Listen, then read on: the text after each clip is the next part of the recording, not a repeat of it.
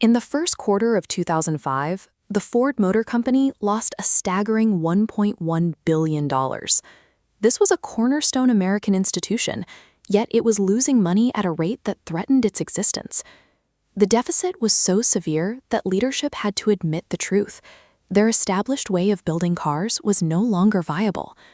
The losses suggested that the primary vulnerability didn't lie in the engineering of the vehicles, but in the invisible network required to assemble them.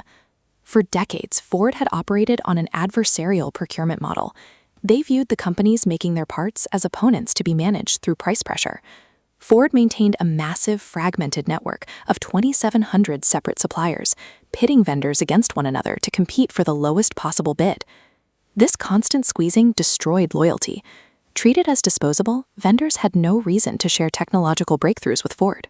The results were low-quality parts, high warranty costs, and a rigid supply chain, unable to react to the market. Ford needed to rebuild their relationship with the outside world from the ground up to survive.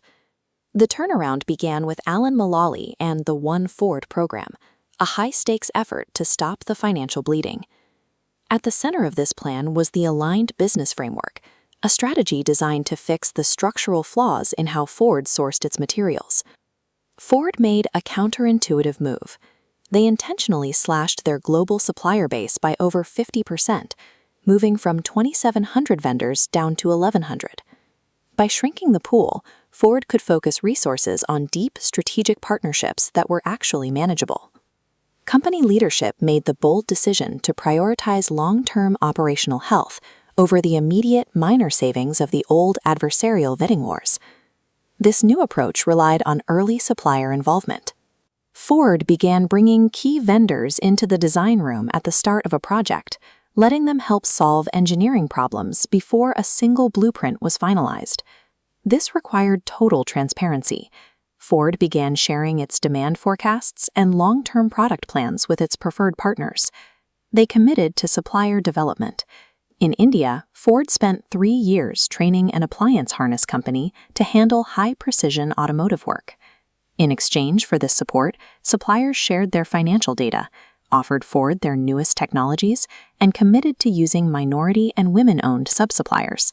This framework treats the supply chain as a mutual defense pact where risks and rewards are shared across the entire network. The efficiency gains were staggering. By collaborating with a trusted pool of vendors, Ford reduced its global vehicle platforms from 30 down to just 9. With only 9 platforms to build, economies of scale increased and manufacturing costs plunged, helping the company return to profitability. This success was driven by a measurable science. The Plante Moran Working Relations Index, or WRI, tracks the level of trust between automakers and their Tier 1 suppliers. The study, shown here in finding number 4, proves that suppliers are significantly more likely to invest in new technology for automakers they actually trust. Trust functions as a hard, quantitative metric that directly dictates a company's technological capability and market dominance. The legacy of this shift continues with the PACE program, which extends the collaborative mindset even further. Ford now uses its vendor relationships to help suppliers reduce their own energy and water consumption to meet global sustainability targets. In the modern economy, no corporation achieves market dominance by acting alone in a vacuum. The story of Ford's recovery proves that a company is only as strong, innovative, and resilient as its weakest suppliers.